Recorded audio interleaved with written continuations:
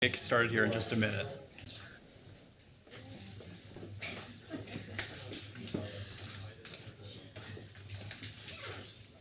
All right. I think we're going to go ahead and get started. So thank you, everyone, for joining us. Those in the room, we really appreciate it. And for those on the line as well, thank you so much for dialing in. We know this is a very timely subject. I think we're 15 days out from the enforcement deadline now for GDPR. And so we're very excited to see the amount of participation for this conference call. I think we had close to 700 people register, which is impressive. My name is Alex Probst. I'm with IAB's Public Policy Office based in Washington, D.C. As the Interactive Advertising Bureau, we represent the digital advertising industry within the U.S. And among policymakers, but we also work closely with our counterparts globally to make sure that we're paying attention to regulatory developments and where there are areas for us to put together industry-wide compliance programs or to help our members. That's what we're looking to do, or put out guidance and other sort of educational materials. Hi, I'm Jennifer Durkee. I work for IB Tech Lab. We share the offices with IB US, but we are actually a global consortium for technical standards, software, and tools. And we are also very aware of the pending GDPR legislation, and we have some things to talk about as it relates to the IB Europe Transparency and Consent Framework. So we've been working on global standards for a couple of years, and happy to have you all here as well. So with that, I think we'll take a look at the agenda and then go ahead and introduce our presenters. So we're going to kick it off with an overview of kind of the regulatory environment in Europe. I think it never hurts to be crystal clear on what the actual rules are and separating fact from fiction. I think it's often, because of the amount of discussion around GDPR, I think it's helpful to set a baseline level of knowledge. We'll then move into a few demos. Part of today's goal was to really look at and help publishers better understand what they need to do in advance of May 25th. And so we particularly looked at inviting publishers to today's event and had very good turnout. So we'll look at a few CMP demos, which should help publishers understand kind of from their perspective what tools can they look to use as they're looking to come into compliance and participate in the IB Europe and IB Tech Lab Transparency Consent Framework. So we'll have two demos.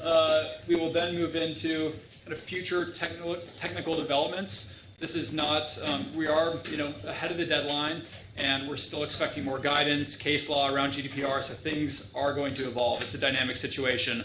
So Jennifer will give an overview of what's to come from the Tech Lab in particular when it comes to Transparency Consent Framework.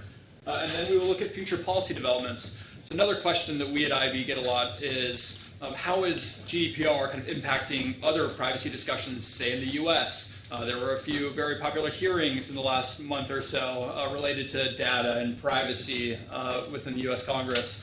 And so we'll take a look at what's happening here in the US as a result of GDPR and also what's happening globally. So with that, I'm going to turn it over to our first presenter, Noga Rosenthal, who's the Chief Privacy Officer at Epsilon. Noga, take it away.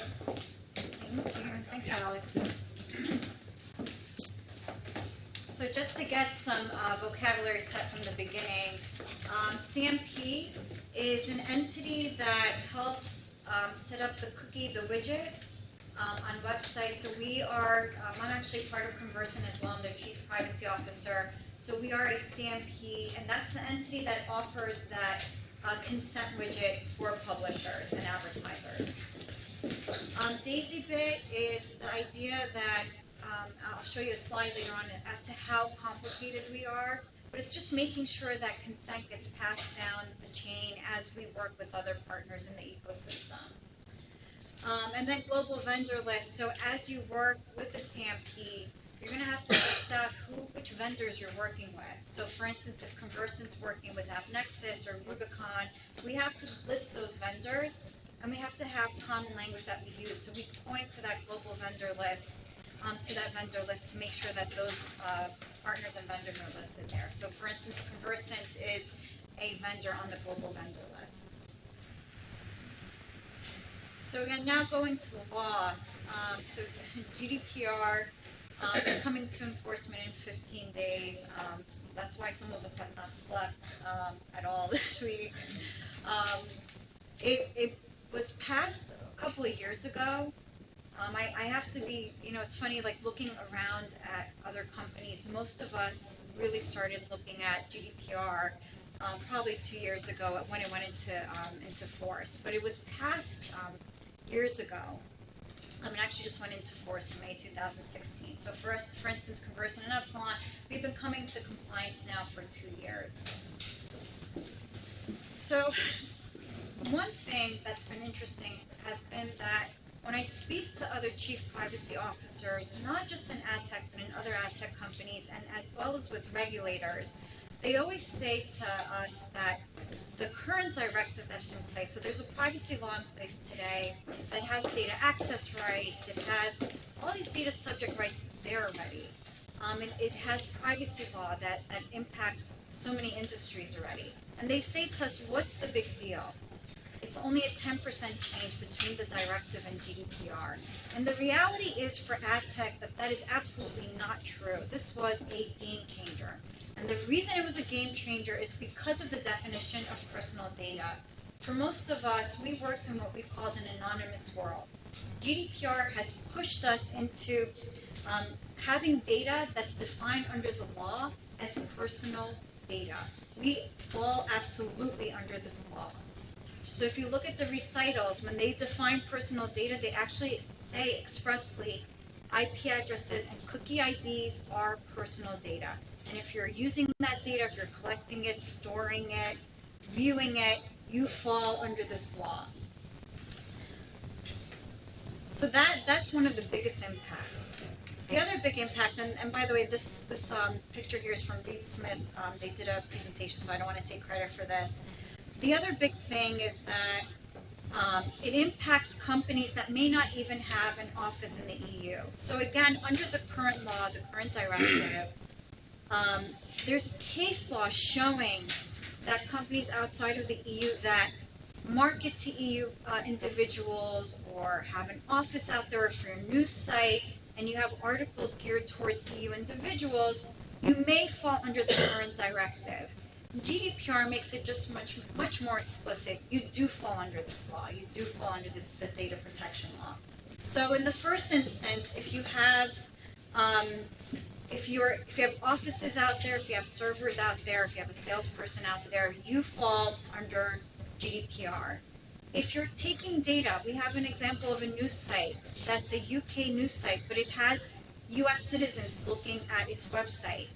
That data that's being imported from the US to the UK falls under this law because the controller, the entity controlling the document, the entity making decisions about the data is in the EU. So they fall under this law. If you have employees sitting out there analyzing data of EU individuals, or even if they, again, get US data and they're processing it, or again, using it, analyzing and storing it in the EU, they fall under this law. There's a lot of scenarios that you need to go through and analyze and determine what data falls under this law in order to figure out, what data are you processing, where are you processing it, in order to understand whether or not you fall under this law. And that's why you're hearing terms like people doing data inventories, because they're trying to figure out what data am I getting, where is it going, what vendors am I using, are they in the EU? If I'm on the cloud, are they sending my EU data outside of the EU? The other big thing too is if you have data on individuals in the EU, you fall under this law. So for instance, again, if I'm a US-based client and I have no other presence in the EU except that somebody's going on my website and buying a product, or I'm marketing to them, I'm sending them emails, you will fall under this law. And that's the middle one, the data subject is in the EU. And then lastly, I frankly think that this is something that they gear towards the ad tech community, is that if you're monitoring EU citizens or EU individuals, you fall under this law too. So again, no presence in the EU, but you're sitting here in the US, you're dropping cookies on EU individuals, then you fall under this law. So again, it's very, very complex. There's a lot of questions that you have to ask yourself. I have to say, again, as a chief privacy officer, I think it's essential to know what data you have and where it's going. So this was a good exercise for every company to take. We actually were doing this years ago, so we have been doing this for years. We just made it much more formalized, knowing where our data is going. So then the question is, what do I do? So there's 15 days left. My advice to you is, if you're starting today, aim for visible compliance. So what that means is what is visible to the consumer, your privacy policy. If they ask you for a copy of their data subject rights, being able to give them a copy of their data.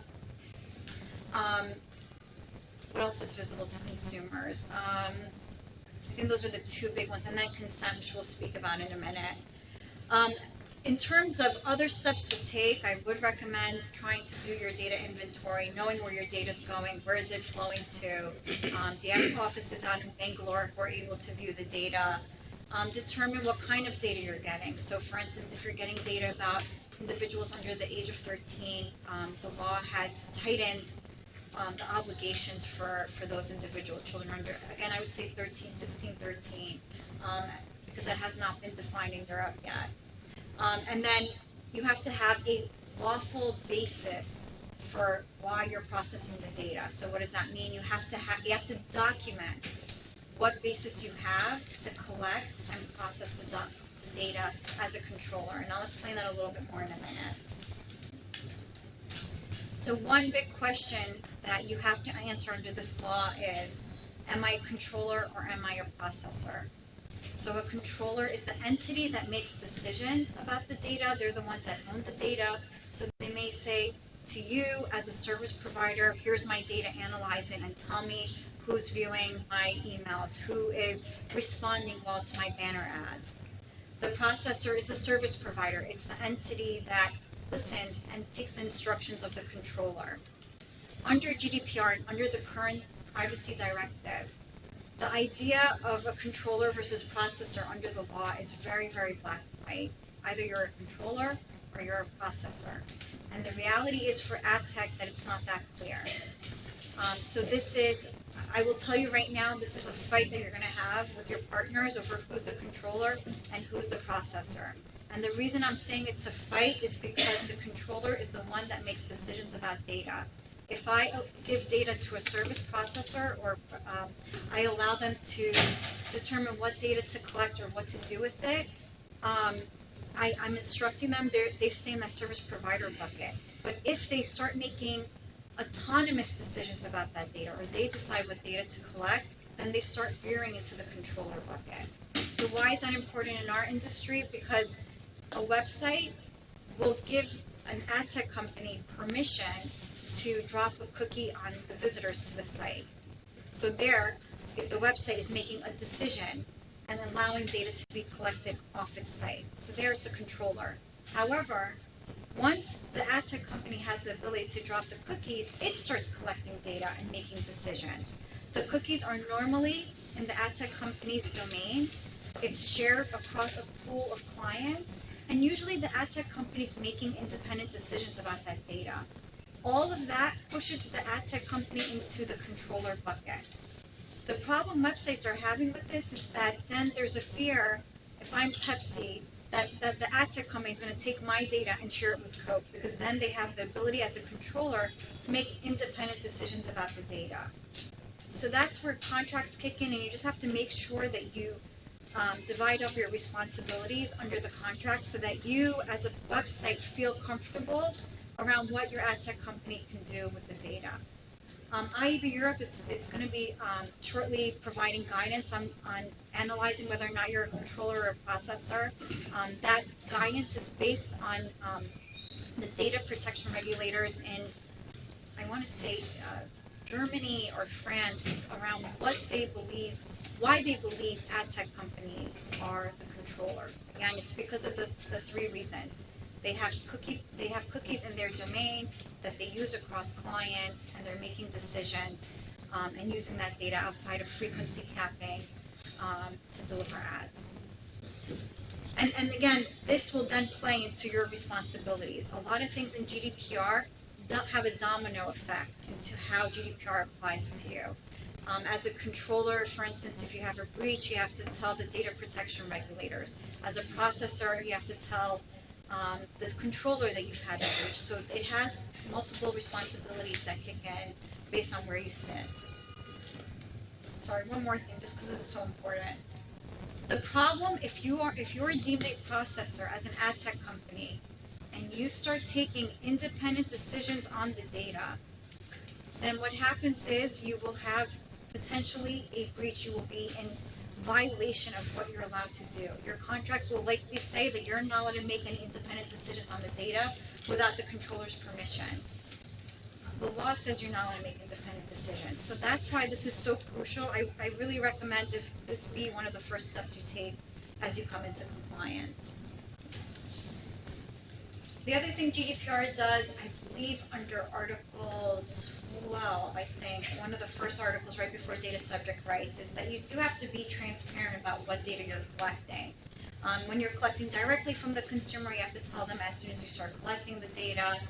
If you're getting data later on, then you have to, at some point, let the consumer know as soon as possible. Again, this is not an easy ask for the ad tech community, but we don't always have that direct relationship with the consumer. The other big thing that's really challenging is you do have to disclose how long you keep the data for. And what's happened is that when you go out to your people and say how long do you want to keep the data, they will tell you eternity. That's not allowed under GDPR, so you have to go back and push back and say, guys, we need to come up with a retention period. So again, going back, so you have to have a lawful basis to process data. So there are 6 bases under the law that you could process data under. So one of them, for instance, is consent. So when you go to a website and you check a box and say, I agree to receiving your newsletters, that's consent. There's also an idea of legitimate interest. Legitimate interest is that I, as a business, have a legitimate business interest. I have an interest to reaching my customers, to keep customers, to reach new customers, to tell them about new services. It's my legitimate interest to do so. For human resources, and maybe I have to pay you. So payroll is a legitimate interest of the business. For ad tech, there's other bases that you could use for processing data, and that's the contract. So if I have a contract with you, I may need to pull your data under the contract to fulfill the contract obligation. But really, the 2 big ones for us for today is consent, and it is legitimate interest.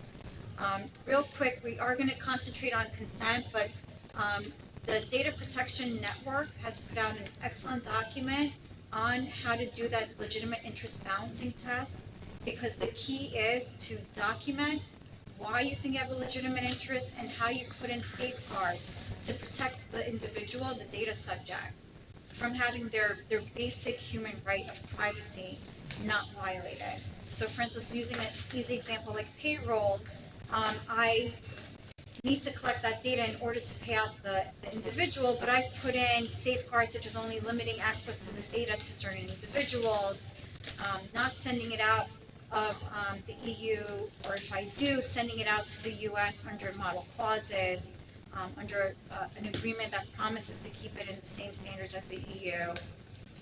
So that document's excellent. I recommend looking at that.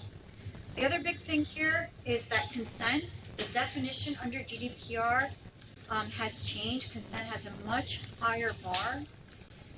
It has to be informed, specific, freely given, a clear affirmative act, and demonstrable. I don't know if I said that correctly, pronounced that right. So what you're seeing, you guys may be getting this today, is that a lot of companies have started sending out emails saying, do you consent to me sending you emails? Do you reconsent? And that's because their consent previously probably didn't conform with this level of consent that we're now looking at. And as we go through the framework, you'll see how we've addressed these 3 requirements. So, at Tech again, we are impacted not just by GDPR, but by another law called the EPrivacy Directive. The EPrivacy Directive may be familiar to some of you as the Cookie Directive. So that's a law that's running parallel with GDPR that says when you drop a cookie on a user's browser, you have to get their consent.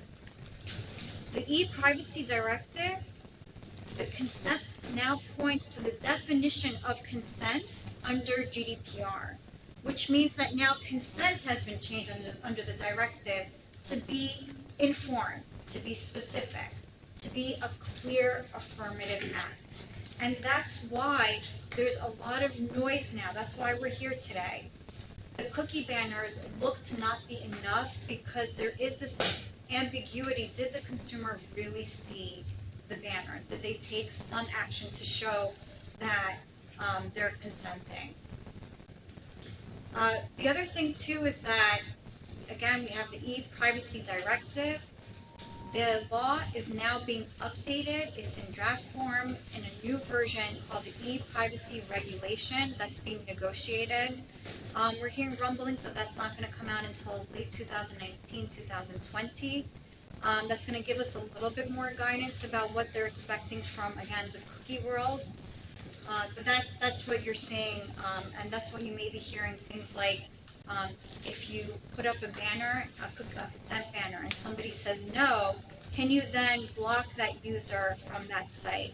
So the EPrivacy regulation is going to clarify that. It may say, no, you have to give them the ability to access the content anyway. Okay, we have a question in the room. Do we assume there will be a transition period as there was with GDPR after the law is actually signed? So the question was, will we see, for EPrivacy reg, will we see a transition period? I'm assuming so. I'm hoping, because we had this 2-year transition period where it went into force and then went into enforcement. Right. So I'm hoping, but I'm not sure.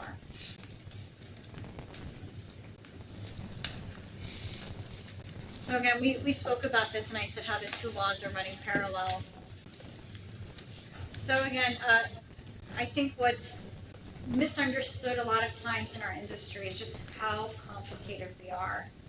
I attended an IB meeting in DC back in October where we had the EU Parliament here, and their worry, the concern that they were trying to fix with the directive, with GDPR was retargeting.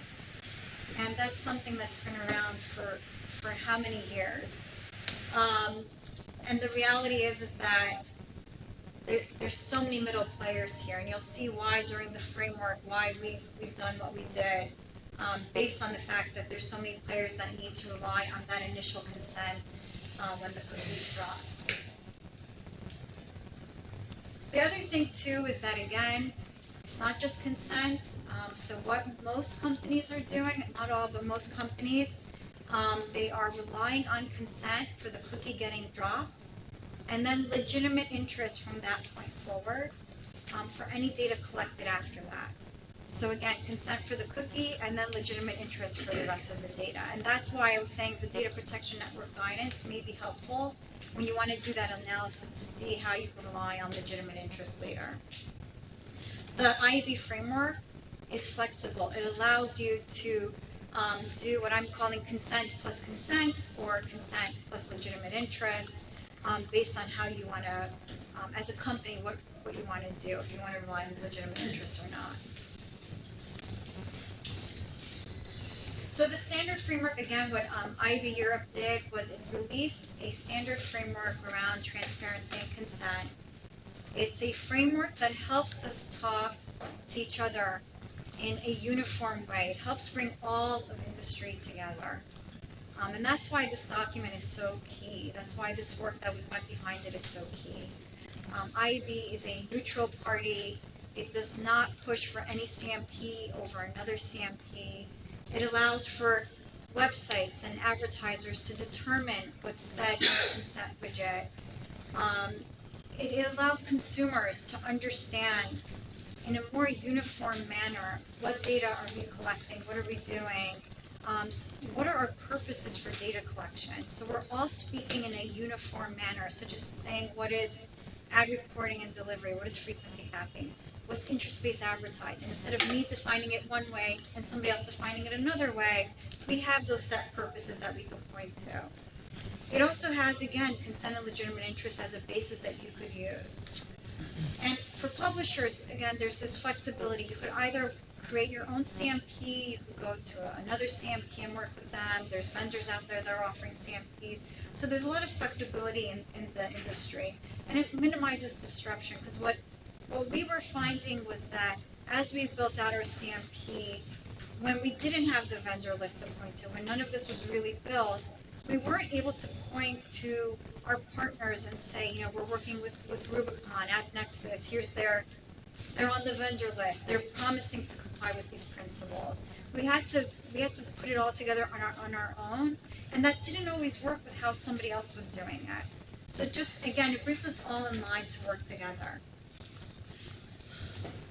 So some of the common questions we've gotten is, if I'm a website, do I need to list out all the I don't know how many vendors they have signed up today. 140. That's crazy. That's been in a month that we've had 140 vendors sign up. So websites, do you have to point to 140 vendors and say, I'm working with 140 vendors? No. You pick and choose which vendors you're working with, and you list them. Does the framework only support both global web-wide consent, or is it single-site consent? So it actually supports both. So what that means is, as a website, I could say to Conversant, I'm getting consent for your cookie, and when that consumer says yes, you can then cookie them wherever you want, on any other site that they appear. Or I could say, no, it's site-specific. So it's only for this website. You could only use the cookie here, and that's it. That's the only place I'm getting you consent for. Does the framework support different purposes for different vendors? Yes. So again, we have that common language. We have those different purposes.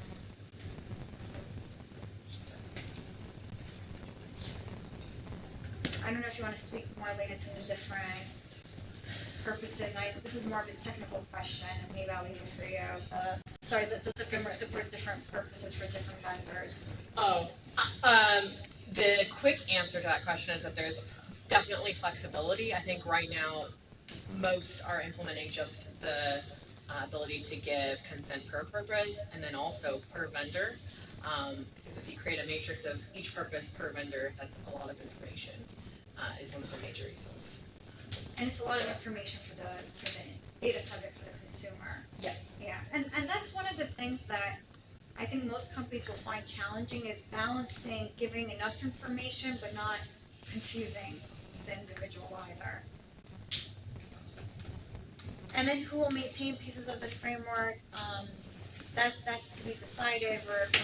We're working through that now. But again, the global vendor list, at least it seems now, is at the IVE level. Yeah. So IVE Europe and IVE Tech Lab are partnered on managing. So IVE Tech Lab in general is providing governance for technical specifications. IVE Europe is the powerhouse of all of the policies. Obviously coming from Europe. Sorry. No, it's okay. And there were a few other questions that came through online, if we just can spend a couple minutes. One was about grace period and May 25th. What does that date actually mean? Is there a grace period? Do we know what enforcement is going to look like? So that's a great question. So we've all been struggling with this. So May 25th is the enforcement date. There is no grace period. There is no time that this is it. The next 15 days are your grace period. The reality is, though, that most companies have not implemented their consent budget. So the CMPs are still being implemented. There's still discussions going on. I think a lot of what we're seeing is a lot of companies just aren't ready for implementation. And so that leads to the problem of having users that may not have said no. They may not have said yes. They are what we're calling unknowns. They haven't even seen a widget to say, yes, I consent to the cookies. And so the question is, as a company, what do? Do you shut down the business? Do you block the EU users that you don't have consent for? Do you keep going? And that's not a question I can answer for you. I think there's a lot of factors that you have to take into consideration as you look at that risk. One is the regulators. Are the regulators going to come after us, or are they going to slap us on the wrist? And I think, one of some of the things we're seeing is that, we heard yesterday, for instance, that the data protection regulators are understaffed, they're not ready, they don't have money to go after companies. But when they say what are they going to go after, they say admin. So that's problem number one. Yeah. So just on top of that, is there opportunity within the law for non-regulators, like private lawyers, to do a class action against one? So the question was, what about private individuals? What about attorneys? And that was actually going to be my second point. So again, my concern actually is not as much the regulators. If I, again, was trying to come into compliance in the next 15 days, like what I would do in the next 15 days is just document what I've done to try to come into compliance, because that's what they're going to be looking for. They know there's a lot of confusion. They know it's not easy. And so that's where I would document that I've reached out and I've tried to implement the cookie and the consent widget, but I'm having technical difficulty. Everything, just document it. I've tried to send out GDPR provisions, but my partner's pushing back, or I don't know if I'm a controller of process. Just document everything. You're relying on legitimate interests, document why you're relying on it. Having said that, I mean, worst comes to worst with it. I mean, this is terrible, but if the regulators come after you, what they may do is not fine you. They may have an injunction, say you have to stop doing your business. The consumer side is actually where I'm more nervous, the individuals. And that's why I said visible compliance is so important. I'm much more concerned about individuals. I could speak from personal experience that we're getting a lot more data access requests, not on the ad tech side, but I have a email service provider business. We're getting data access requests. The Privacy International, there's bots out there. I don't know if you guys know this, there's actually a company that's been set up in Europe that is ready to send out emails via bot to ad tech companies with cookie identifiers saying, give me a copy of all the data you have on me, or delete my data, or whatever it is, and you have to be ready to respond.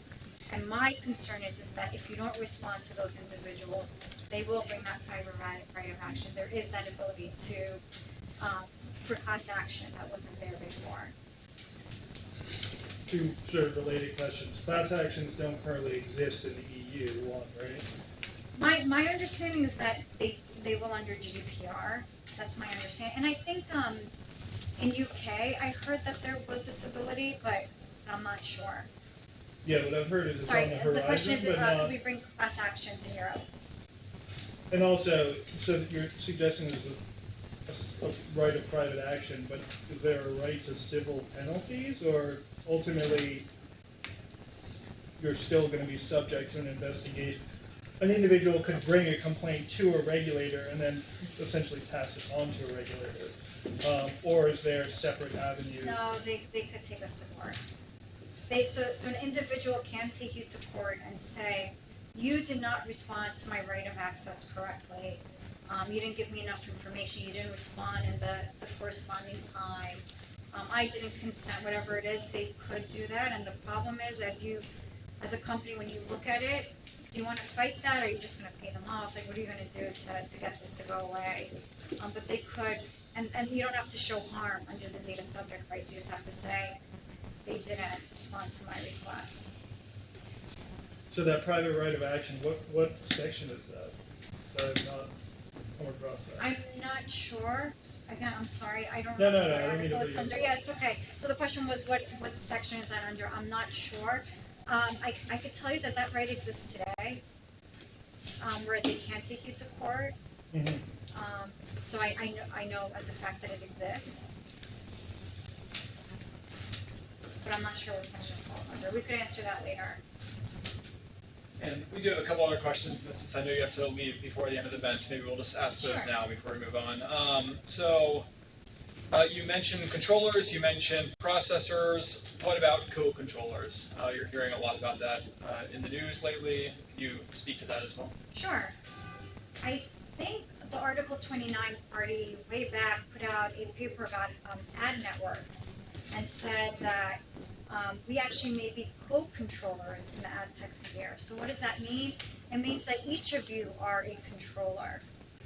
So in the example I gave before where I said a website allows an ad tech company to drop cookies on visitors to the website, in that instance you're co-controllers because you're relying on each other to give transparency to the consumer, to control the data collection and make decisions about that data. So you act as co-controllers.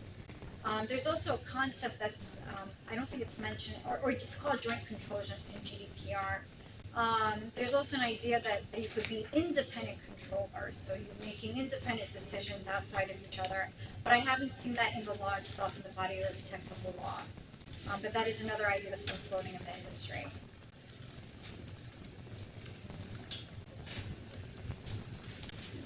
Let's see. Another question: do you need cookie consent if using legitimate interest as a basis? So if you're dropping the cookie, the EPrivacy Directive kicks in, and that requires consent. It's all the data collection purpose. When you then drop the cookie and you start collecting IP address, browser type, you start connecting that to the fact that it's, you assume it's a woman between the ages of 30 and 40 living in London, and you start processing that data. For that, you can rely on legitimate interest or consent.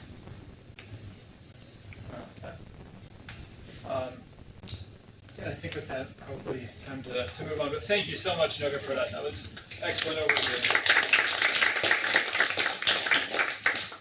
And if we do have more questions coming through, either email us at the end of the presentation. We'll also have Noga's email address again, so please feel free to reach out directly. So next, we would like to turn it over to Bree Wilson with Conversant for a CMP demo.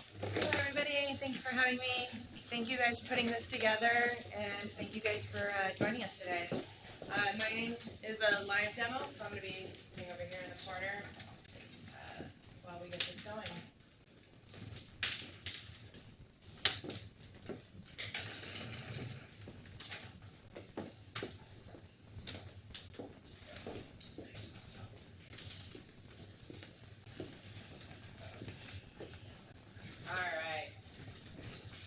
So before I start, I just want to give you guys a little bit of background on what we have developed. So Conversant and CJ built a free CMP to provide to both advertisers and publishers. There is no obligation with the utilization of the CMP to work directly or indirectly with Conversant in any way. It is merely a tool that is available in the marketplace. The integration is simple. It's a turnkey solution with a snippet of JavaScript code that you would tag your individual pages with. And that initial integration is all you would really need to do, with the purpose of really making this light and able to implement regardless of the size of the publisher or advertiser. We wanted to make sure that it wasn't going to require extensive development work or resources on the implementation front. It is also responsive, so regardless of the device that you are on or using to access the website, it will change and display correctly. So whether or not you're on a phone or a tablet or on your desktop or laptop, it will remain about the same size. The font will adjust, and it'll take up about 30% to 40% of your screen. The tool populates based on the geolocation of the user. So if that user is identified as coming from the EU or EAA, then the consent tool displays, and the user is then prompted at that point to provide consent or non-consent in order to utilize the website.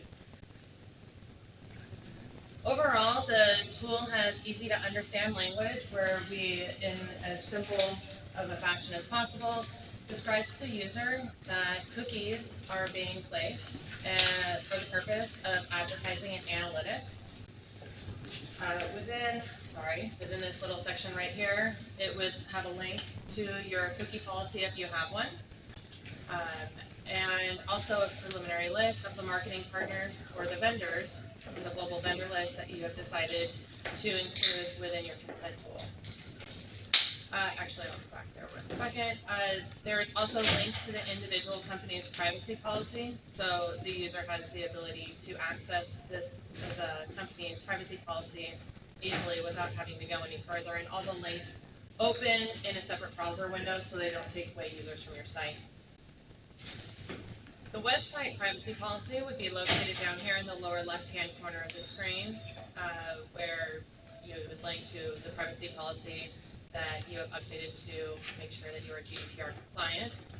It is customizable to match the site logo. So if you had a site logo that you wanted to implement, then you can go ahead and give that to us during the configuration process, and we would go ahead and configure that into the tool for you. The tool is equipped with 26 different language translations. This is a demo link, so they're not all listed, but they would be listed here. And the default language of the consent tool defaults to the browser language of the user. So if a user is coming from France and their browser language is set to French, then they would see this consent tool in French. If a user wants to provide consent, it clearly states that by continuing to use the site, including clicking off or closing the banner, you are consenting to the use of advertising and analytic technologies, including cookies, on this site and other sites that work with our marketing partners. If you wish to decline, you click Learn More. So by clicking off the site, closing the consent tool, or clicking Continue to Site, you are providing consent, at which time a banner will pop thanking the user for providing their consent choices, and giving the user an opportunity to change their mind or update that by clicking here. Again, pops the consent tool. If the user decides that they don't want to provide consent, or that they want to customize the consent that's going to be given, then they can navigate over to the Learn More section, where we get to really the meat of the tool. The first screen that displays is the all data purposes. So a user has the ability to do not consent to all or opt out of all the consented choices for all the companies and vendors that that site has defined within their configuration documentation. These are hyperlinked, so if you were to, let's say, click on Conversant, you would see that Conversant is looking to gain consent for information and storage access. And you would have the ability to deselect it here as well. If you have a site that is requesting consent for multiple purposes, like share through, then you would see what the different purposes are that they are requesting explicit consent for. It also has language that talks about legitimate interest. So legitimate interest is one of the other legal bases that Nova had mentioned earlier. So consent isn't always required for these purposes based on legitimate interest. So let me navigate to one that has it. So if I were looking at measurement, you could either not provide consent to all. So this top section, it would describe what this purpose is. You have the ability then to not give consent to any of these partners, or select the partners that are looking to gain consent for this specific purpose. And if you scroll down within the modal window, you would see the language that discusses legitimate interest. And then the vendors that are looking to legitimate interest for this specific purpose. To opt out of legitimate interest for any of these vendors, it links to your choices online and follows the standard NAI process, as the current directive does today. Once a user goes ahead and makes whatever selections that they want to go ahead and make, the consent tool, stores their selections for reference in the future. One of the common questions that I get from publishers is, okay, a user comes to my site, they get the consent tool, they make their selections, they either consent to all, consent to none, consent to some, then they continue on the site, and later on when they come back, what happens? So there are two ways to re-access this tool from a user perspective. They have the ability to re-access this tool in the privacy policy of the individual site, which should be updated to contain the updated GDPR language, as well as a link to the consent tool that you have implemented on your property. One of the other options that publishers have the ability to do if they are interested in doing some of the development work themselves is they could maintain a sticky banner at the bottom of their page, similar to the cookie banner that currently exists, that also offers the option to reopen the consent tool at any time. Let's see.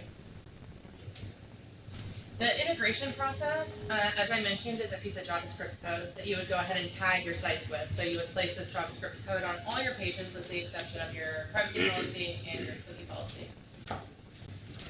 From there, your integration is pretty much done. There is a configuration document that you would set up, that you would fill out and send back to Conversant. So within this configuration document, you have, as a publisher, the opportunity to customize certain aspects of the consent tool.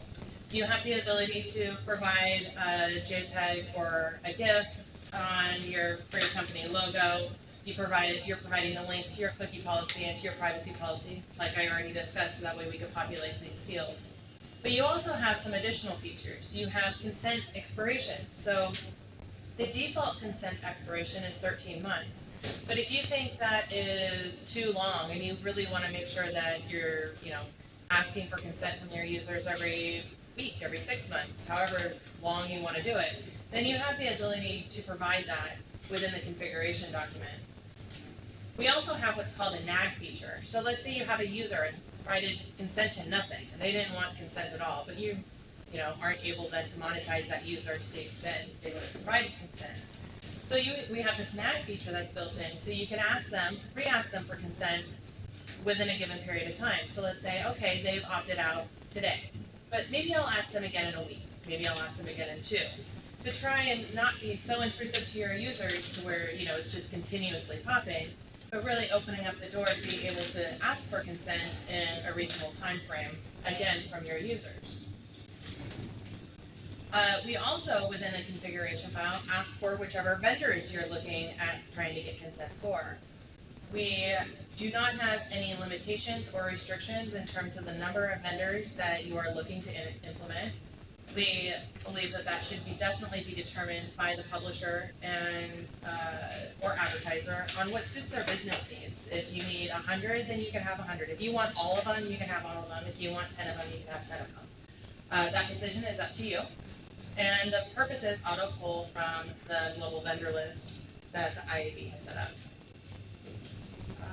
I think that pretty much is everything. I do have a couple of recommendations just from a publisher perspective, and as you guys navigate through consent, there are a couple of recommendations that I do make. Most publishers have migrated into header bidding as a way of monetizing their site. I do recommend talking to whichever wrapper company that you are using to make sure that you don't need to do some updates to whatever it is that you're using for your integration, and make sure that that consent is able to be passed on to your other partners. And for app developers, make sure that your SSAPI connections are up to date in order to pass consent as well. You don't want to go through all the work on your end just to find out that it's not going anywhere. So those are that's what I got. Question in the back? Hey, how's it going? You mentioned that this would, the user would get this based on their identified geolocation. Yes. Is there any alternative course of action if a user is physically in the EU, but their geolocation online says they're elsewhere? Because would that person they would be governed as an individual by the law, but their tech system would say, maybe not pick up on the prompt, right? If I'm understanding correctly. Yeah, I could definitely find out. That's more of a tech question that I don't have the answer to. Okay. Great questions I don't have the answer to. I like knowing everything, but I don't. Sure. If you're interested on that answer, I could definitely find out for you, and we can communicate that back for sure. Is anybody else? Go ahead. If the users have an extension that blocks this from popping up, does that imply consent or that they've opted out already? No, if there isn't an action like clicking off of it, clicking the X, or continuing to cite, then that user would probably remain unknown or no. And from what I understand from a lot of the conversations I'm having with fellow action companies, they are treating unknown as no. They are not doing things with user data unless they have a yes. So unknown or no is kind of in the same ballpark. Sure. you run any tests in terms of the opt-in rate that you're getting with your tool? You know, we haven't, but what I've been hearing from other ad tech partners and what I've been reading in the space is right now with the consent and data tests they've been running is between 20 and 30% consent yes, at least in preliminary tests.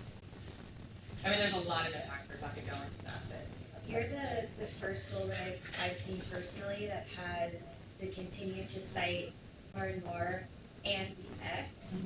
It's tricky with this because you're assuming that people are going to read the wall of text, and if they X out, I would think as a user that means I'm not giving consent. But I know obviously when I read it, exactly what you're saying. So that's what I'm interested to see if like you're getting any pushback on that because. Yeah, no, we haven't been getting any pushback, and I believe that the reason why is because it's a really prominent display. So even if the user does have to do a little bit of reading, it is prominent, it's taking up the screen, and it has a call to action one way or the other. So the position that we've taken with this consent tool. Are the settings that a user selects, are they held in a conversing cookie, or is it held server-side somehow? It's an IAB shared cookie. Okay. I do have one other thing. We do have a conversant cookie as well, so that way the site has the ability to gather consent for their own consent without having to register on the GVL. So that is a possibility for, you know, if you're a site and you do any sort of site analytics on your end, you have any sort of proprietary ad serving, you have any sort of measurement that you do on your own users, then we do have the ability to enable that functionality as well. Any kind of like ad blocking or like pop-up blocking settings on the browser or on the user's end affect the way this is displayed? It shouldn't. I don't believe it does in all the tests that we've done. It hasn't. We haven't been able to test every scenario yet. Do publishers need to sign DPAs with you or any CMP that they use? With Conversant, no. We have absolutely. You can work with us. You don't have to work with us. You may in the future, or if you do now and change your mind, there is nothing that you would need to sign other than a license agreement. But there's nothing weird. It's no different than any normal license agreement. But yeah, there's no relationship or obligation to work with Conversant. Conversant hosts the configuration file, so you know if you, at least for now, we do host the configuration file. So I mean, if you want to add vendors or remove vendors, then you just shoot us an email and we make the change and then update, and then it updates. But other than that, that's the only relationship that you have to have with Conversant. Although we hope it's more, of course. Are there any additional questions? There are a couple of questions that came through online. One was about an in-app product. Is that something in the works? It is in the works. We are looking at launching an in-app version of our CMP early June is what we're looking. So I'm going to say sometime in June just because everybody has their eggs in the May 25th basket right now. Sure. Another question, and Jennifer, maybe this is probably for you too. How can the consent parameter be passed along to the vendor? Like, how does that work once this has taken place? And maybe that's a question about the structure of the framework itself. But yeah, I mean, ultimately, you can help me with this, but the first party to read the cookie is the person that's responsible for passing consent on to the other vendors. Is that correct? Yeah, and then once the consent cookie or a compressed bit array, which becomes a consent string, is passed through OpenRTB, then the DSP can read it. The DSP can either pass that consent string, or any other parties that are viewing the information or parameters that are passed in the bid request can also see that consent string. Alternatively, a vendor could ping a CMP or shared cookie to find out their status of consent. I would say that's actually one really important part as a publisher when you're looking at implementing a consent tool and which partners to have within your consent tool. You want to make sure that the SSPs or DSPs that you're directly working with are definitely included. It's not just the people that are serving the ad that need to be in the consent tool, but also the people that are going to be reading and passing the consent. I'm just going to piggyback off you one more time, which is that publishers do have flexibility to either choose your own subset of vendors or use the whole global vendor list. And we mentioned there's like 140 40 vendors on that list, and those are companies that have registered and now have an ID in the official IAB vendor list. So using that full list is definitely an option that would provide the most permutations of possible monetization with other partners. It's flexible. Yes? Doesn't the publisher take all the liability to get the user consent on behalf of the vendors, and how do you justify this for them? I'm sorry, I couldn't hear the whole question. You pass it on the consent signal to the partner, doesn't the publisher take on the liability? No, well, what happens is each ad tech partner or vendor is responsible for adhering and following the GDPR regulation along that whole string. So the liability isn't solely with the publisher from that perspective. Yes, the publisher is also a controller, but each party that's reading and dropping the cookie is a controller as well. So if we're a controller, then we are equally responsible for making sure that we're adhering correctly. Does the controller need to get consent?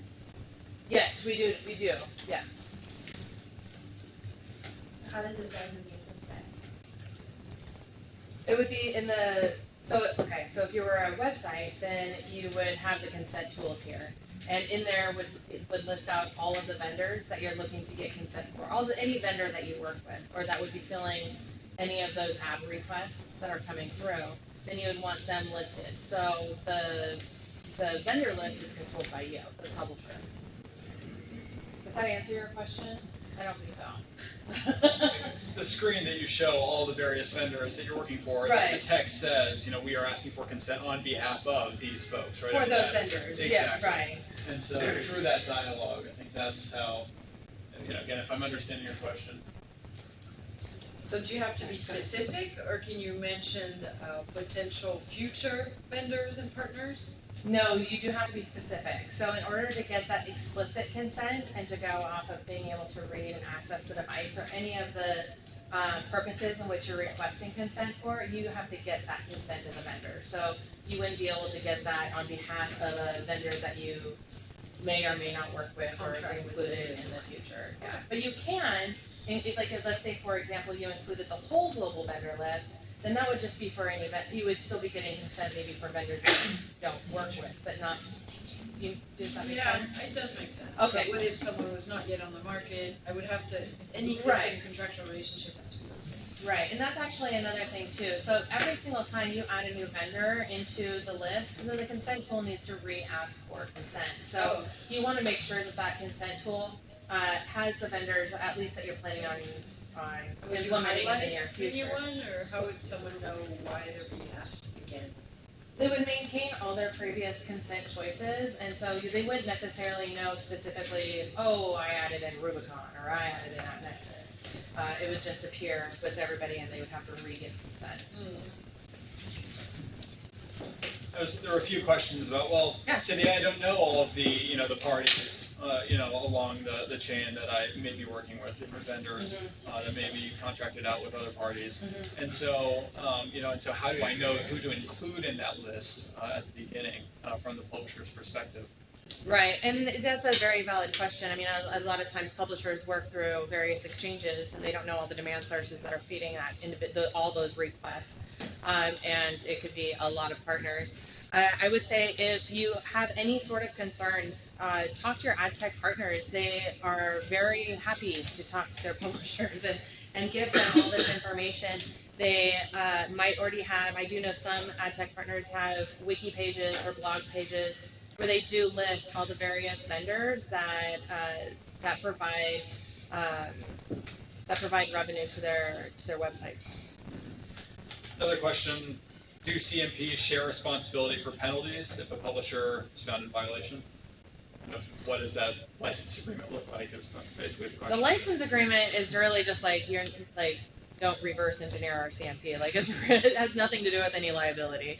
But if I think that's more of a legal question. But I would assume that the party responsible would be the party that. Absolutely. I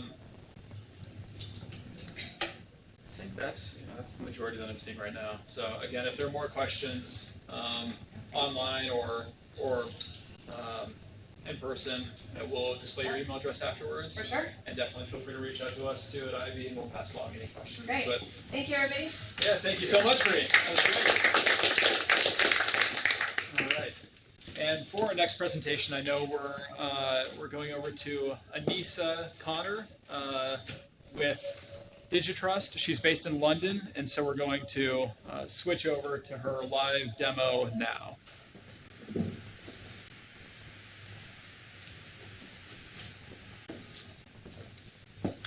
Hello everyone. I'll just wait until I think you can see my screen before I get going. There we go. Brilliant. There we go. Well, thank you for inviting me to speak today. I'm Anissa Connor. I'm a product management consultant at IAB Tech Lab, and I actually joined IAB Tech Lab just a couple of weeks ago as part of the Digitrust acquisition. I think it would probably be helpful if I start off giving a little bit of background into what Digitrust offers and how the Digitrust CMP came about, as it's a little different to some of the other CMPs in market. So, for those of you that don't know, Digitrust is a collaboration of companies, including both publishers and tech platforms that are aligned on working towards a better user recognition approach in the advertising space. So our member companies are using our real-time standardized user identity service to set and distribute the Digitrust user ID throughout the digital advertising ecosystem. And by the industry adopting universal ID, it negates the need for synchronizations between platforms, and allows user identity to be shared much more efficiently and effectively throughout the ecosystem, which ultimately results in better user experience, high yields for publishers, and etc.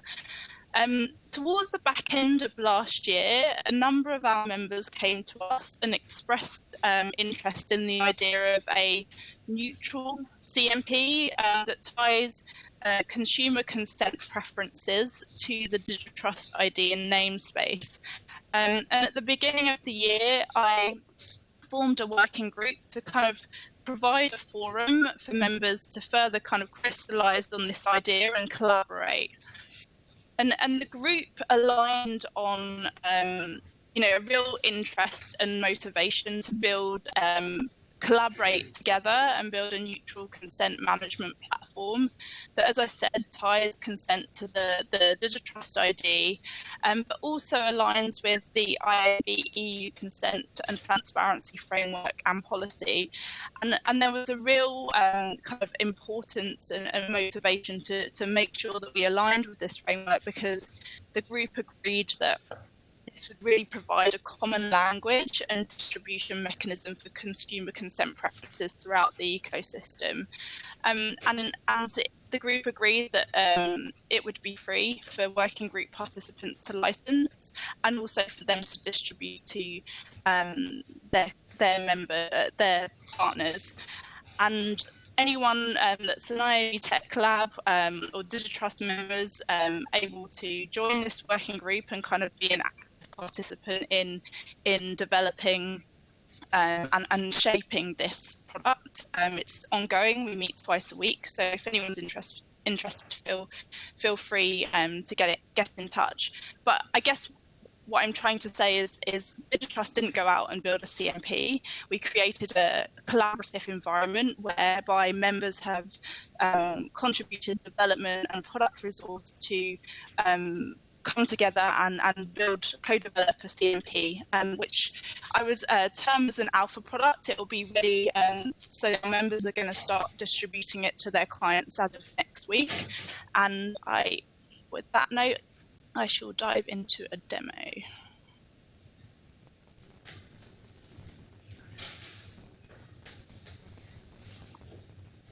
So this is the primary consent window that a user will see, and they'd be able to customize with their publisher name in the screen.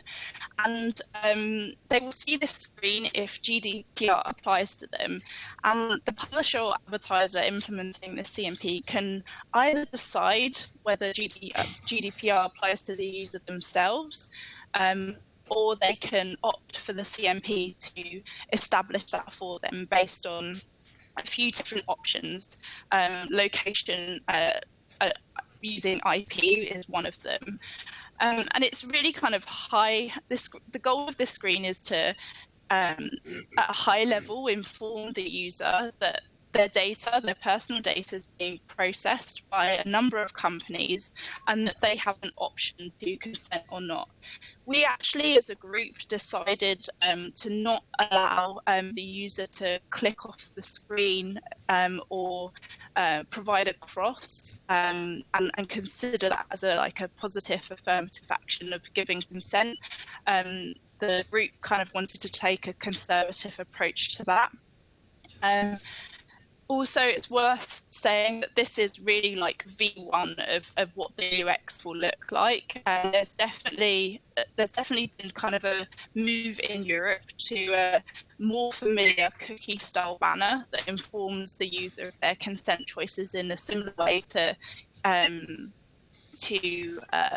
the cookie-style consent banners that you see today, that EU users are familiar with today. And I think there have been a few companies that have seen higher consent rates through using that type of UX as opposed to kind of this center of the screen modal.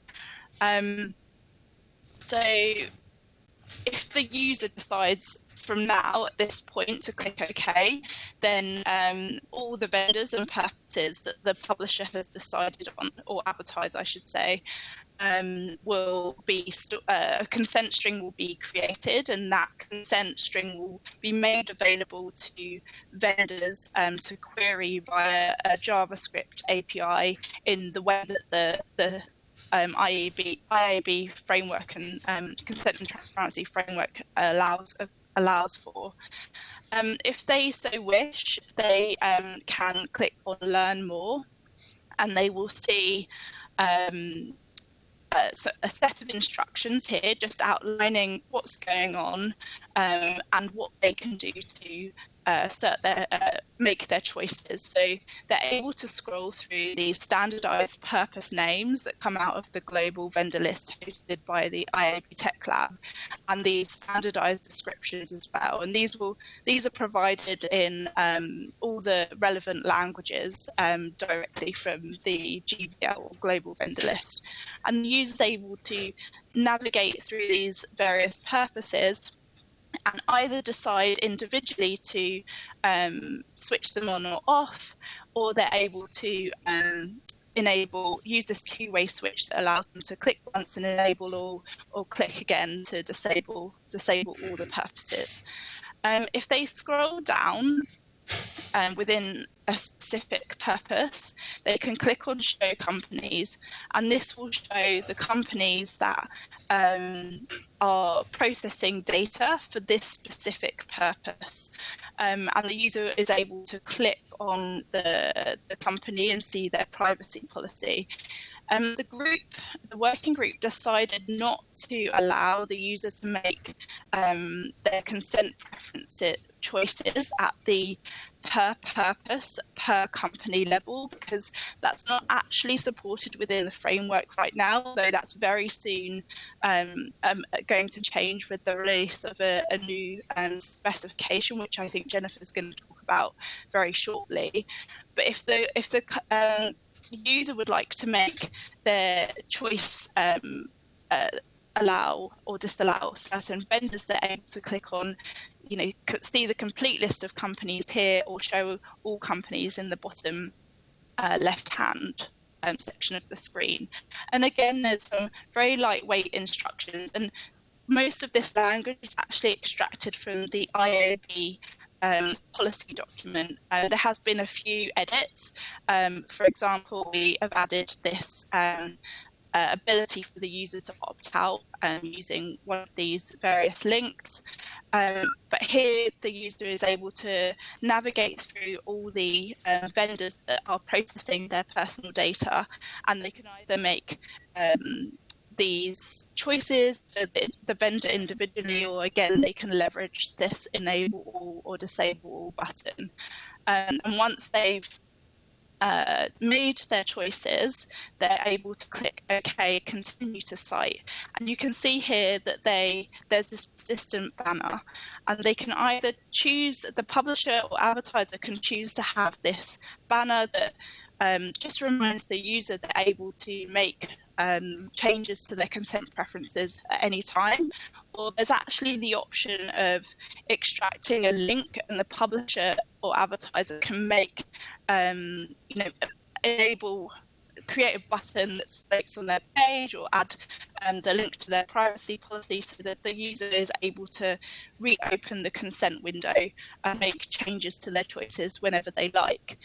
In terms of implementation, it sounds very similar to the conversant model in that it is a piece of JavaScript on site, and there is a configuration file where you're able to make specific configurations about the type of consents that you would like to collect. For example, the length of consent expiry, which again is the same for us, it's set at a default of 13 months but can be configured to lower than that if the publisher so wishes. We have some reprompt logic, so the kind of core use cases where the consent window will be shown is if the user doesn't have a consent record or has an expired consent record and is applicable, GDPR applies to them, and we'll show the consent window. Or again, if there's been a modification to the vendors or practices that they would like to get consent for.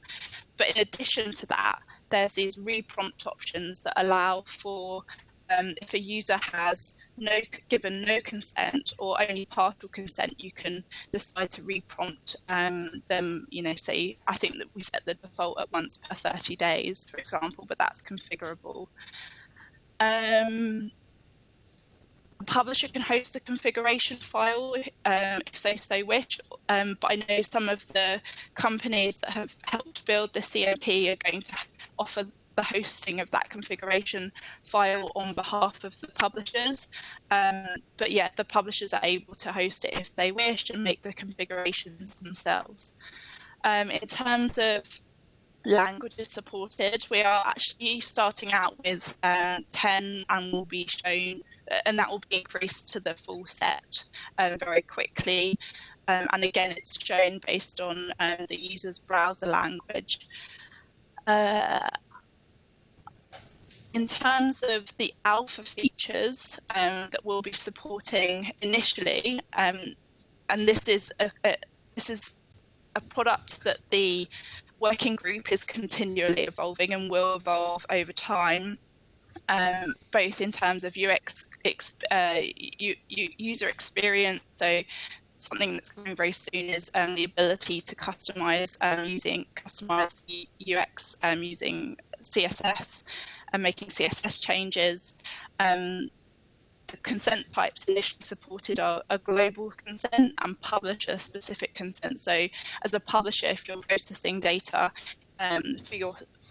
you need consent for the way that you process your users' personal data, we can also capture that, and that's stored as a first-party cookie in the publisher domain. In terms of the disclosure language, it is standardized with a little bit of customization. Localization, we're supporting 10 languages out of the gate, but we're in the process of getting the rest translated. In terms of, so at this stage, we're supporting just getting consent for the global vendor list, but within a couple of weeks we'll be supporting whitelists and blacklists. I've talked about the reprompt logic, and again, whether GDPR applies, that's up to you as a publisher to decide, or you can opt to have the CMP decide. We're supporting all the browser types that cover 80% of market share within Europe specifically, and in terms of deployment, it will be hosted by the Digital CDN and is JavaScript on page with a configuration file where you can kind of make customizations that you like, and that can be hosted by whoever.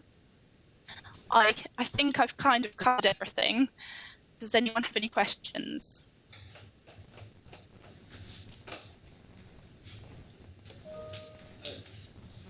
just had a question.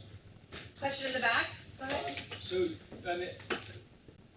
you mentioned being able to support like a first-party cookie for additional consents that you're soliciting. How does that work? How does that communicated on into the ad tech world? Okay, so in terms of there's two types of cookie that we'll be supporting it from day one.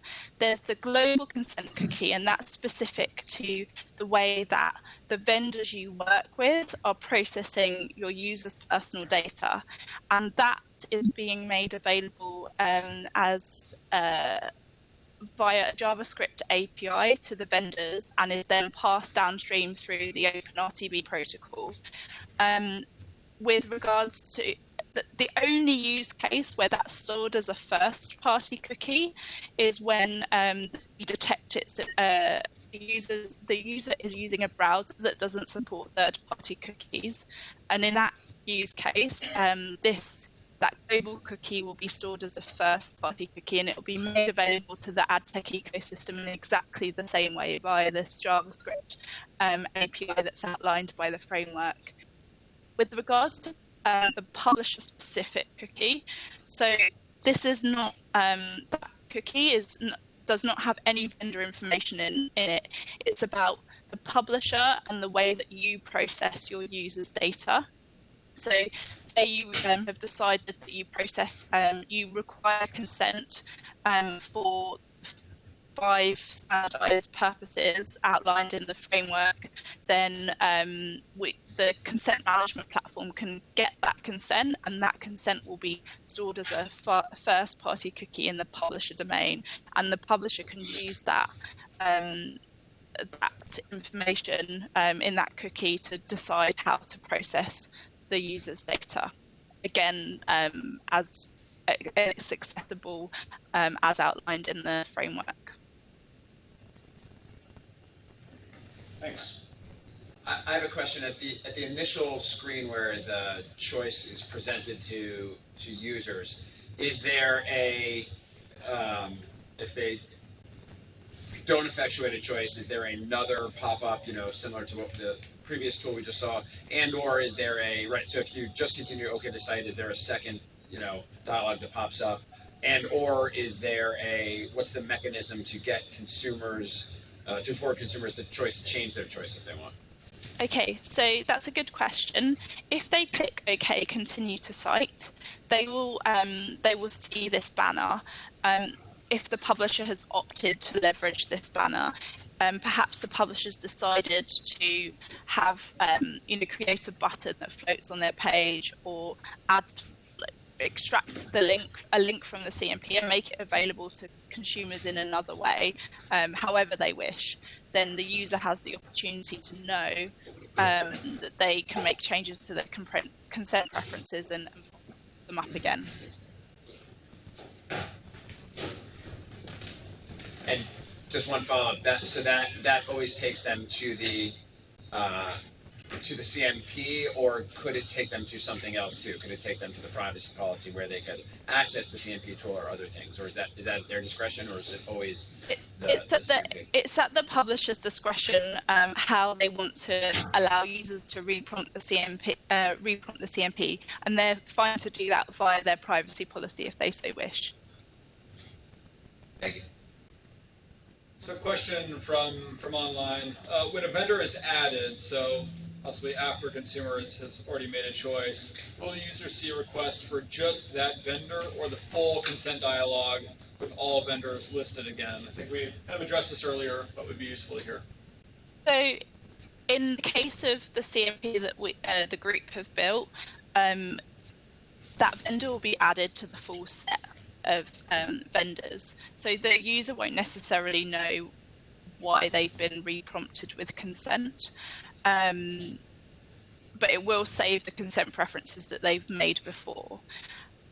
We toyed with this quite a lot as a group. We thought it would be deceptive to just ask consent for that new vendor, because the user thinks if the user's not consented to that vendor, they perhaps think that they have not consented to any vendor when perhaps previously they did. So we just didn't think it was very transparent to only ask for consent for the kind of new vendor that's been added. Thank you. But it's worth saying that it's something that the group have, that they are, as a group, we're kind of considering whether there needs to be different messaging. So at the moment there's just kind of one messaging variant for the whole consent modal, regardless of the use case of when the user sees it. But there has been discussion about whether there needs to be kind of a different messaging variant for when a new vendor or new purpose is added, for example, that makes it a little bit clearer to the users as to what why they're being asked for consent again, but still allow them to make changes to all of their preferences. But it just kind of lets them understand the scenario a little bit more. But that's not something that's supported now, but it's something that the group are interested in evolving and supporting further down the line. Great, thanks. Any other questions in the room? If not, thank you very much, Anissa, for that wonderful overview. Pleasure. Feel free to reach out if you're interested in learning more. Great.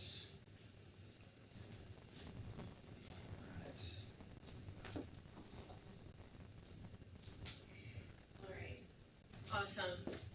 I feel like I've learned some things, and I work on this every day. So hopefully you all are finding some useful information here. I am going to talk about some of the future directions of the transparency and consent framework. So to kind of frame a little bit, when we mention framework or transparency and consent framework, we're specifically referring to the set of technologies that come into place for communicating transparency and consent. So as Noka pointed out, that includes some of the keystone technology, which is consent management provider. So you guys have seen those demos. And it includes the consent string itself, so the format that information is saved in, and then also the global vendor list, which we've been talking about a lot. I just want to throw out there that the global vendor list is an actual JSON file, so you can find that in the consent string and global vendor list spec, the location of that, or you can see a more human-friendly version of that on http:/advertisingconsent.eu. So that's IAB Europe site for this project. Whoa, which one's forward? Okay.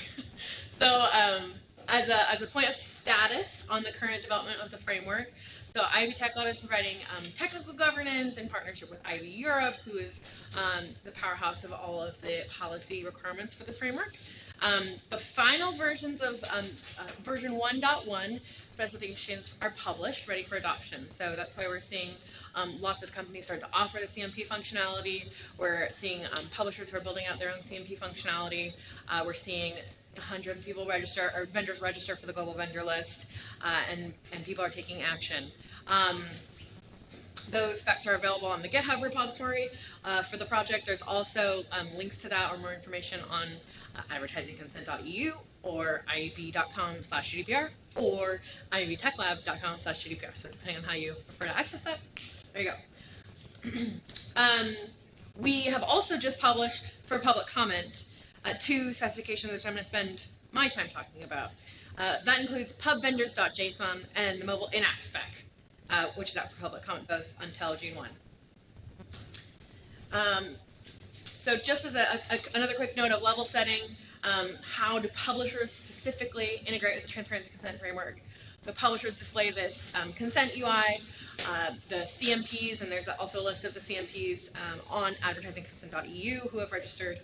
And then we've got these web-wide, globally applicable consent strings or publisher-specific consent strings, as has been discussed. But how do mobile app publishers integrate with the framework? So the mobile app consent spec went out for public comment a couple weeks ago. Essentially, it allows for a globally standardized interface within an app so that all of the partners of that app publisher can easily access the consent information along with an app user experience. So consent can be requested.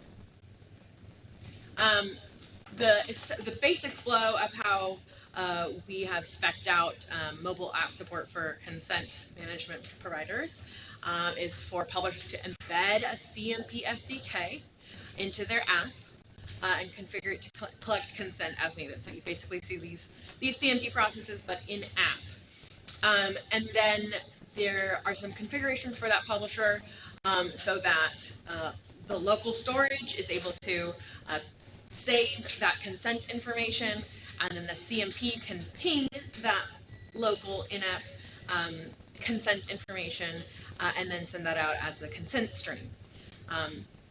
So we had talked about using cookies as the way to store consent information for the desktop experiences, just using mobile local storage, and then that gets converted into a consent string that can be shared regardless of use of cookies. So just that enables the in-app, that enables the framework on apps.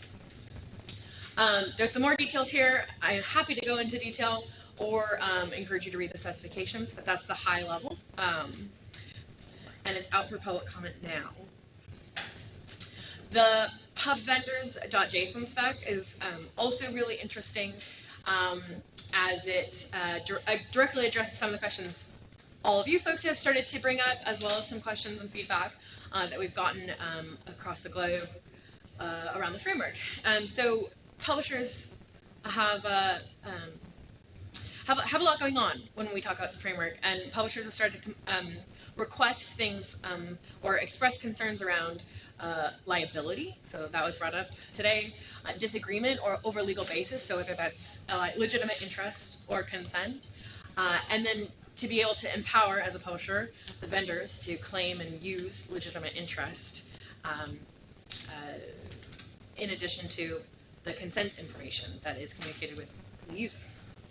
So we've got this publishers vendors JSON, or pub vendors JSON in public comment till June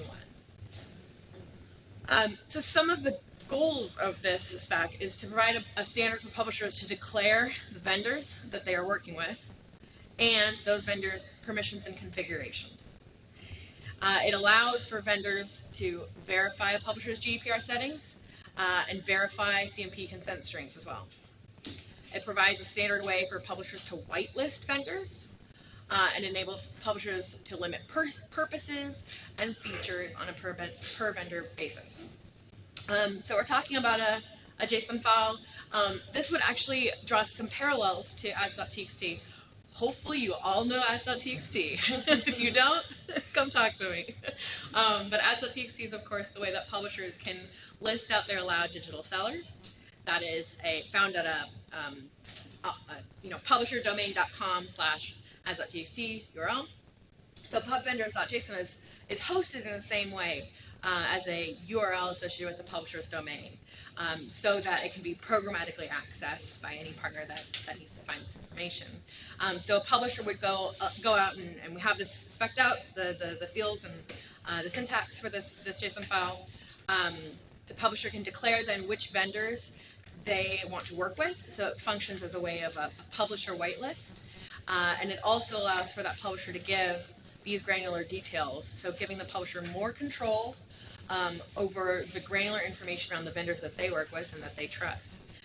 So there's plenty of details about the policy and the technology of the standard around how to post this file in the spec itself. And I'm sure we've hyperlinked somewhere all of these locations. And I don't remember if I have one more slide. Yes, I do. Yes, I just said that. So publisher.com/.wellknown/pubvendors.json. The next step then is also for the CMPs to start respecting that file or that information in that file so that the CMPs can either use that as a source for, hey, as a publisher, these are the vendors that I want to work with. And then the CMP can then use that as the information about which vendors to project on that consent tool that interfaces with the user. We'll send out slides after the presentation as well, so you guys can review this as well. So both of these two specifications are in public comment period. We are also working on expanding the implementation guidelines. We know that publishers and vendors and CMP providers are all very actively trying to adopt either this framework or your own practices, but in regards to this framework and the ability to get consent or communicate with a consumer about consent, the text specs and the general policy information we encourage further conversation on. We are really excited about mobile in-app support, as it's obviously a critical need for the framework, and Pub Vendors is a glimpse into the future of the transparency that will continue to be supported within the framework's technology. I'm sure that's my last slide. Okay. Any questions? Yeah. 2 questions. One, what is the current status with the IAB framework being either certified or being some sort of feedback, official feedback from the Commission? And then second, how does the IAB framework interact with the Google consent to launch? Hot questions. So the first question was how has the framework been received essentially by the European Commission? Second question is what about Google? The answer to the first question is that we are in careful conversation. We being specifically IB Europe, as they're very close. I think their offices is literally across the street from the Commission. So there is a process for communication there. I don't have the official verdict. I think we're all watching, and I think we'll all learn a lot. The second question is, what about Google? Publicly available information is that Google is one of the members on the IB Tech Lab working group, as well as the IB Europe working group. They are happy probably to answer your specific question around their ability to interoperate. I think there are positive signals there, but I obviously can't say anything about their implementation. Yeah, go ahead.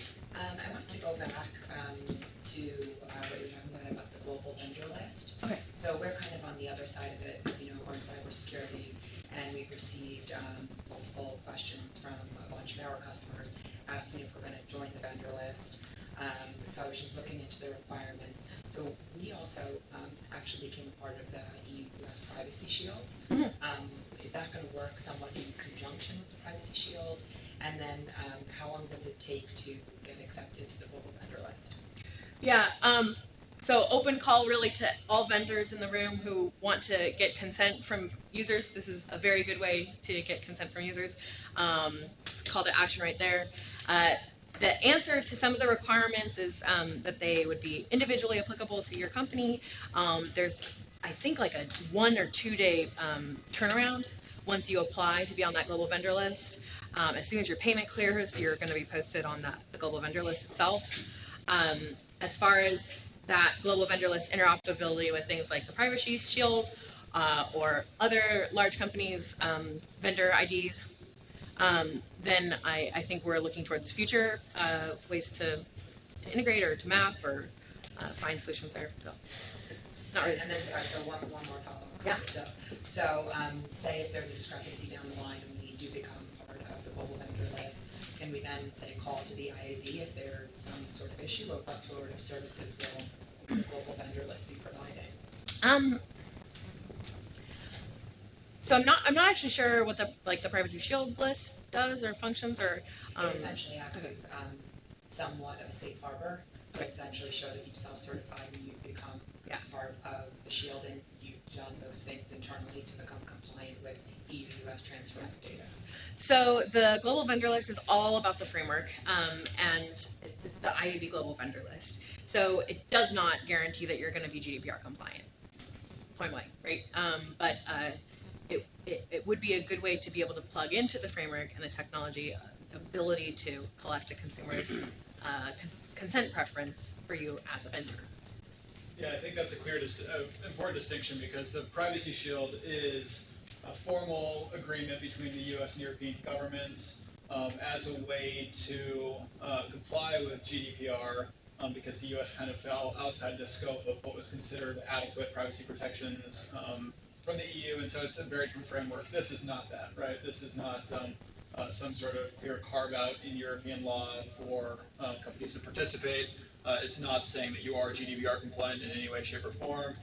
It's just a process and a tool that we think can help companies, and maybe not every company, right? But it's an important tool. So from my understanding, it sounds like it's working in the consent capacity for the framework. Correct. Yeah. I think consent and legitimate interest, right? It looks at ways of transparency, consent, legitimate interest, consumer facing. Yeah. Any other questions? No. Okay. Nothing else in line? Okay. On to pass the mic. Yeah. Thank you.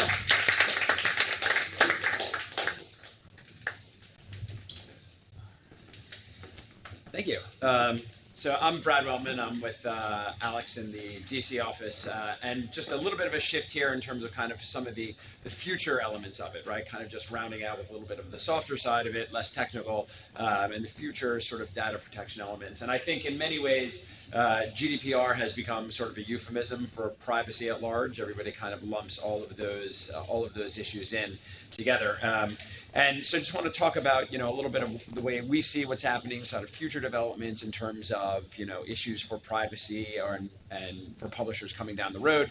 And there's kind of a couple venues in which, we see, developments possibly taking place, right? So the first is Congress, right? And as Alex alluded to at the very beginning, there's been some really super interesting hearings the last couple weeks. I don't think that is over. The Senate Judiciary Committee just announced a new hearing that's looking at Cambridge Analytica and the future of data privacy. So there is definitely more smoke on the issue of privacy and data security than we've seen in a decade.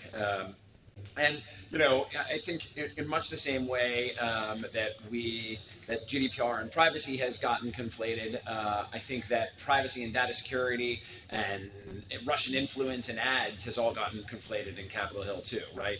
There was a moment during the hearing, that's become a meme of its own, right? When Senator Hatch asked Mark Zuckerberg, how do you make money? And he said, we make ads.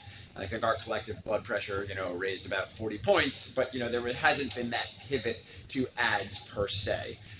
So there's certainly lots of conversation about it, and I think that will continue into the year. And so I just, so then the real, angle of this here is, so how does GDPR play into this conversation, right? And that comes up, right? You heard that in the House side, you heard that in hearings on the House. Two senators, Congressman Green from Texas, Schakowsky from Illinois, both asked Zuckerberg direct questions of, how are you complying? Are you complying with GDPR? What is your GDPR compliance mechanism, right? We'll talk about that a little bit more sort of in my next slide, but that is really a very relevant question that we're thinking about how we answer in the U.S., right? If somebody says to us on Capitol Hill, well, you guys are already complying in Europe, or your members are already complying, why not just do it here? Which is a very real question that we are prepared to answer and are continuing to think about how we're going to answer. Another possible, vector for GDPR's influence in the U.S. Is the Federal Trade Commission. For the first time in virtually forever, there are 5 new commissioners who have just come into a very antitrust heavy environment, but and they are all by and large antitrust experts, but they are walking into a commission that just recently said they're going to look into Facebook, look into their past consent decree, and so that's a really interesting development, right? And I just kind of pulled this quote from the 2012 privacy report, right, in which the FTC acknowledged that companies should not be compelled to provide choice before collecting and using consumer data for practices that are consistent with the context of a transaction or the company's relationship with the consumer. They also concluded that by obligating companies to ask every user for their consent to collect data would result in those costs being passed on to the consumer. So, in general, right, I mean, that's part of the dynamic here, right? There's a different analysis and a different view of privacy in Europe than there is in the U.S. There's been lots of looks in this in the U.S. too, and that's kind of been the FTC's framework. So there's a bit of a bulwark, there in place, but that'll be really, really relevant. And then, I couldn't have teed up my second point better, right, which is Privacy Shield, right? So Privacy Shield, the FTC is the arbiter of Privacy Shield. They're the the other complementary force in the U.S. that oversees it. And I think that's a potential vector for conversations about GDPR, right? Because there needs to be reports about the status of Privacy Shield and how it's complying. And I think it's a logical way that elements of GDPR or conversations or ideas could begin to influence certainly the Commission and perhaps by proxy and extension U.S. thought on GDPR and privacy regulation writ large. And then I just wanted to point out the states, right? We are seeing increased activity at the state level, and this is a natural reflection of inaction at the federal level, right? Even just data breach, if you take that as an example, there's been massive data breaches, and there's still no data breach law, which is something that, by and large, we can all sort of agree with. There's lots of elements of a data breach bill that everybody can agree with. And I just wanted to highlight here the California Consumer Privacy Act. This is a ballot initiative that just submitted 650,000 signatures for the 350 that they need. That has a notice and disclosure piece. It has an opt-out piece. It'll be voted on in November. The really particularly malicious aspect of this is somebody brought up a private right of action here. Essentially, it allows for a private right of action without the need to prove harm. So, it is a trial lawyer's dream in the sense that, there need not be actual harm for somebody to bring case. The plaintiff can ask the Attorney General to bring the case. If the Attorney General declines to, then a private practitioner can bring the case. So that is something that we are working on. That is GDP related, because I think there's a lot of the similar thoughts in the air and feeling about it. The gentleman, Alistair McTaggart, who founded it, has referenced GDPR in his, interest in getting something in California, but, more to come in the future-looking prospect. And then I just wanted to talk, briefly, kind of, this is sort of our, response to, or the framework of our response to, why not here, why not in the U.S., right? And I think there's sort of three big elements that, we talk about when we're on the Hill all the time. And the first is, the economic benefits, right? We did in 2016 our third quadrennial look at the value of the ad-supported internet, and we found that there's over $1.2 trillion in GDP from the ad-supported internet. It's over 6% of all GDP, non-farm GDP. And the U.S. is the global leader, in the internet economy, right? I mean, there's a reason that all these businesses developed here. There's a reason that businesses that start in Europe come to the U.S. to scale. So I mean, that is a powerful message that resonates on both sides of the aisle, right? Of the thousands and thousands of jobs that are created. 86% are out of the sort of, top 5 or 10 centers for, jobs. They're outside of Silicon Valley and Route 128. And so there are jobs in every congressional district in America tied to the ad-supported internet. So that's kind of, point one. Point two is that we have had a very successful sectoral approach to privacy in the U.S., right? Where there are categories of information that we think are sensitive and potentially could lead to harm if there are breaches or violations, we've created laws, right? And so I just put a couple up there, right? I mean, most notable among them, our COPPA and HIPAA, right? Children and health, and that's been a very practical and both practical and effective approach for us, which I think really goes a long way to answering that question. And then second is self-regulation. We have the Digital Advertising Alliance, which is our bright and shining star in terms of self-regulation.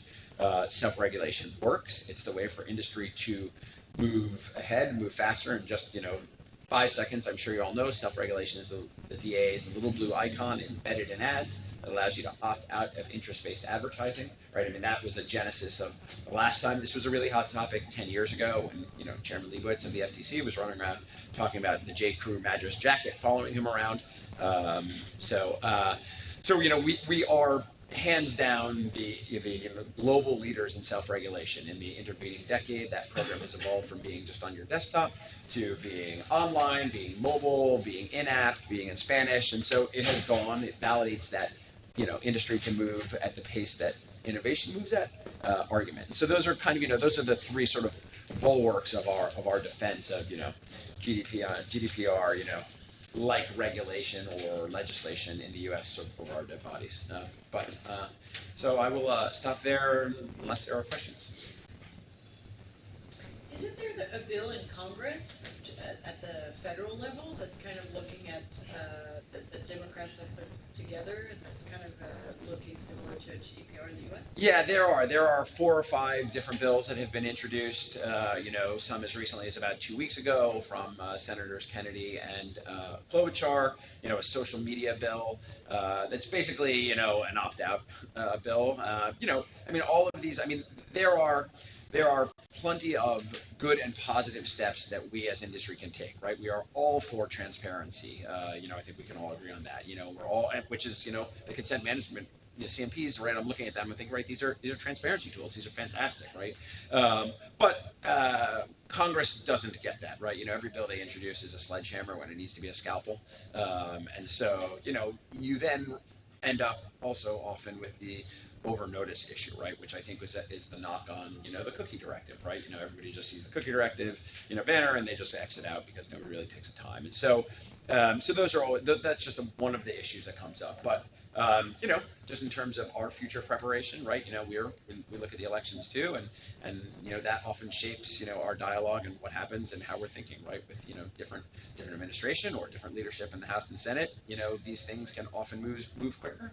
And the kind of general stereotype that Republicans are a bulwark against this has cracked, right? I think that we asked, we did dozens of meetings in advance of the Facebook hearings, and one of the questions that we asked nearly everybody is, are you hearing about this from your constituents? And overwhelmingly, they say no, right? People don't call their congressman when they get aggravated about stuff online generally, but consumer issues are popular, right? And they have bipartisan appeal, and so there's always the potential for things to run. During the hearings, it almost felt like congressmen didn't go on the internet. There is certainly a range of knowledge. For sure. The other question I have is, where are companies turning to find guidance? Aside from the IAB's very interested in this topic, but who is a go-to if you want to apply or understand more about what the best practices are? There are plenty of attorneys out there, right? I think if you're actually looking for, somebody to run a compliance or do risk analysis for you, right? There are plenty of companies and attorneys, and feel free to contact us. We're happy to get you connected to people. I think it's the best way to do it. But it's attorneys. If we're talking specifically GDPR, or business practices, in general. Related to privacy and data security, I think, and this is sort of a requirement of GDPR, right? But I think if you are a company that doesn't have a chief privacy officer, or somebody of that ilk in your company, I think that is, I think you're behind the times on that. And so, even if you don't have EU presence or EU clients. Yeah, I think so. There's plenty of. So internally. Yeah, I think internally that is something that every company should have. I know you mentioned the California Consumer Privacy Act. Yeah. Have other states taken initiative in the same way to follow? Hello. That is loud. I was saying, I know you mentioned the California Consumer Privacy Act. And I've been reading that it was gaining a lot of momentum. Have other states been taking the same initiatives as California? Not to the extent that California has, right? There have been lots of bills that have been introduced that have been, either net neutrality related when the FCC's regulations on CPNI, Consumer Proprietary Network Information, were repealed. That was a hot bill in the states last year. Nobody's gone as far as California has gone, and the fact of the matter is as California goes, so does the country in many ways. That's one of the talking points is, there may be a California-only internet, as a result of this. And I think, in some ways this is their time, right? This is the initiative's time. It's kind of why it's gaining steam. but because they're submitting their signatures and they have a lot, and it's a really easy talking point, to say who wouldn't, check yes in the ballot on this. But I think there are, plenty, to my scalpel sledgehammer point, right? There are plenty of issues, with that initiative that are only now coming to light, absent the opportunity to amend that now. And so I think you will see in the next month, certainly maybe even 2 weeks, lots more companies, lots more industries in particular really coming out and with express reasons why this doesn't work. Thanks. Great. And I know we are at time. I had 2 very quick slides. I'll just mention quickly that we are paying attention to what's happening globally too. It's not just the U.S. that's reacting to what's happening in Europe. There are different degrees of privacy laws in different countries, and still a lot of countries, especially in Latin America and Africa and Asia as well, that don't really have strong, established, comprehensive privacy laws. What's happened with GDPR has prompted a lot of conversations there. So that's an area we're paying attention to. Brazil is a good example. We're talking to State Department, Commerce Department, and others as they're having meetings with our counterparts to make sure that they understand both, what's right with some of these proposals and what's wrong with them. So that's the global perspective too. But with that, I just want to thank everybody, both in the room and via webinar, for joining us today. I know it was a long conversation, but some excellent material. And thank you very much to our speakers. This wouldn't have been possible without you. Thank you. Are these materials going to be made available? Yeah, gdpr.ib.com. We'll post it there as soon as we can. Absolutely. Thank you.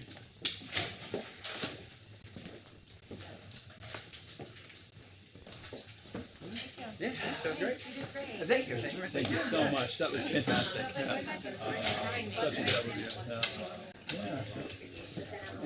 No chunk of Chris, but he was actually on he was answering some questions. So, yeah, that's awesome. He was complimenting.